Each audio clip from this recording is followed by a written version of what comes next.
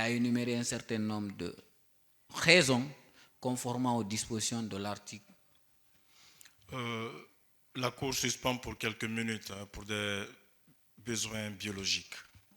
Après avoir obtenu le billet acheté par la même personne et les frais de voyage, a débarqué sur Conakry.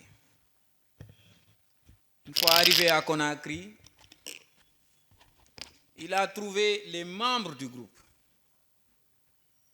qui sont Al-Jabi, Mamadou Khan, André Serra, Youssoufa Gueye et un certain Ly, et il logeait c'est Youssoufa Ndao à Conakry. Arrivé à Conakry,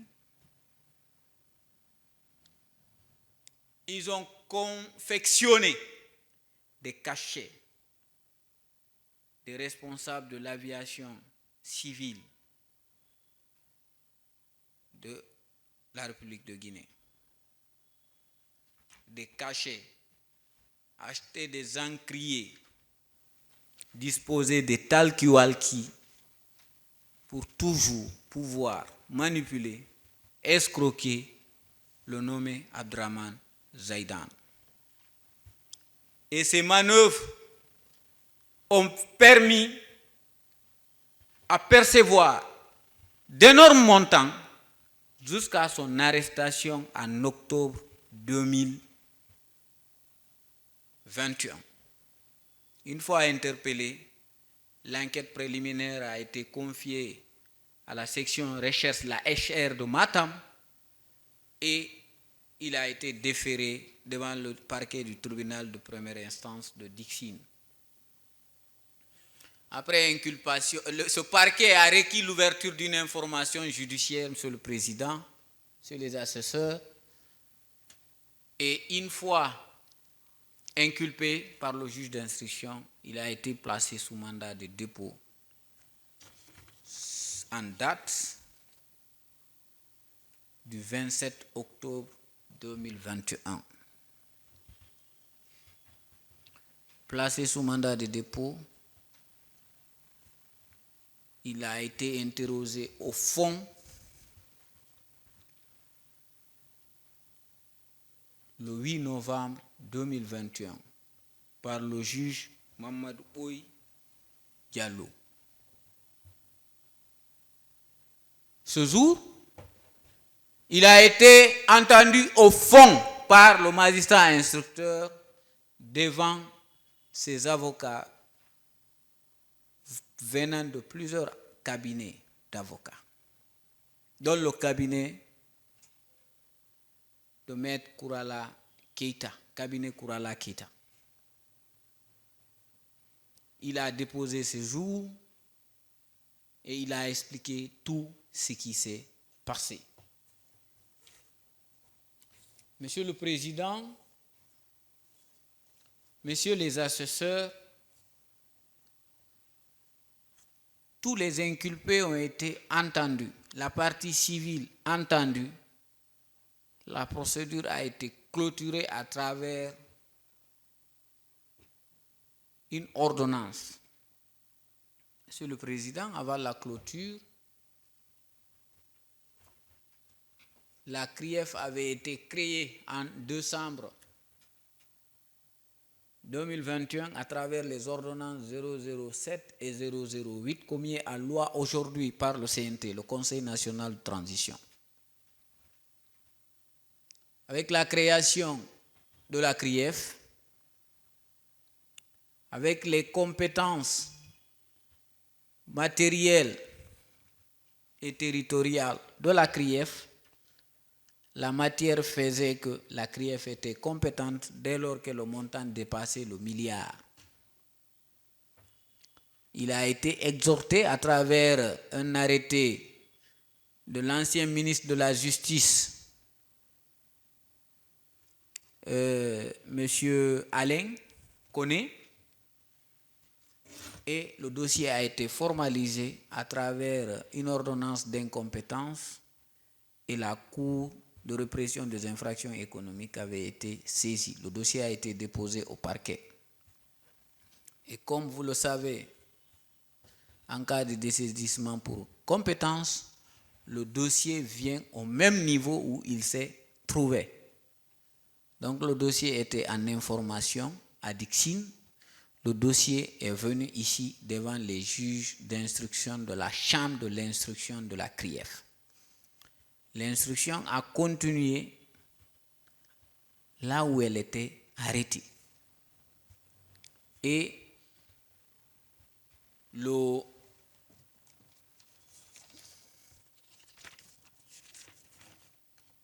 7 novembre 2022, la chambre de l'instruction de la CRIEF a rendu une ordonnance de non-lieu partiel et de renvoi devant la chambre de jugement. Monsieur Youssouf Ndao a été disculpé à travers un non-lieu et monsieur Abdoul Ndoye Ndiaye a été renvoyé devant votre juridiction pour y être jugé des faits cités un peu plus haut conformément à la loi. Monsieur le Président, c'est cela de façon sommaire et substantielle, mais constante, les faits qui ont été à l'origine de ces différentes préventions. Monsieur le Président, je m'attellerai à l'exercice de discussion. Commencerai par l'escroquerie. Cette infraction est prévue et punie par les dispositions de l'article 403 du Code pénal.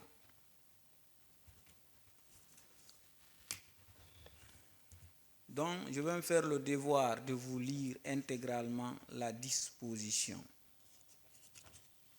Article 403.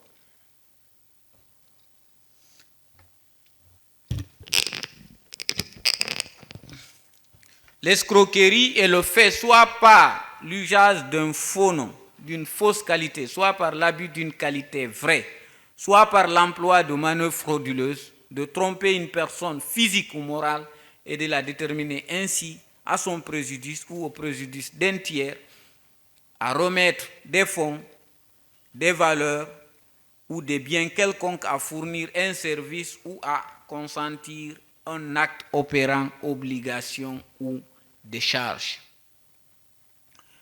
L'escroquerie est punie d'un emprisonnement de 1 à 5 ans et d'une amende de 1 million à 50 millions de francs guinéens d'amende ou de l'une de ces deux peines seulement. Monsieur le Président, Messieurs les assesseurs, il est reproché au prévenu Abdoul Ndoye Ndiaye d'avoir escroqué des montants de 550 000 $, de 120 000 $, de 12 millions de francs CFA à M. Abdraman Zaidan. Monsieur le Président, le délit d'escroquerie est constitué à chaque fois qu'une personne utilise des manœuvres frauduleuses, fait usage des moyens frauduleux ou abuse de la qualité vraie pour se faire remettre des montants en déterminant une personne à lui remettre des sommes, des valeurs, d'objets, n'importe quel bien, à son propre préjudice. Monsieur le Président, Monsieur Abdoul Ndoye Ndiaye s'est comporté, s'est considéré comme un colonel de la douane sénégalaise. Il a arboré la tenue et tout ce qui s'ensuit. Il a communiqué avec la partie civile. Il a rassuré à travers des manœuvres frauduleuses, qu'il peut bien débloquer sa situation et faire voyager les caisses contenant des œuvres d'art de Niamey à Dakar, puis à Dubaï. Et à travers cette stratégie, à travers ces manœuvres, il s'est fait remettre d'énormes montants, notamment un montant global de 550 000 $. C'est consigné dans les actes de procédure, Monsieur le Président. Monsieur le Président,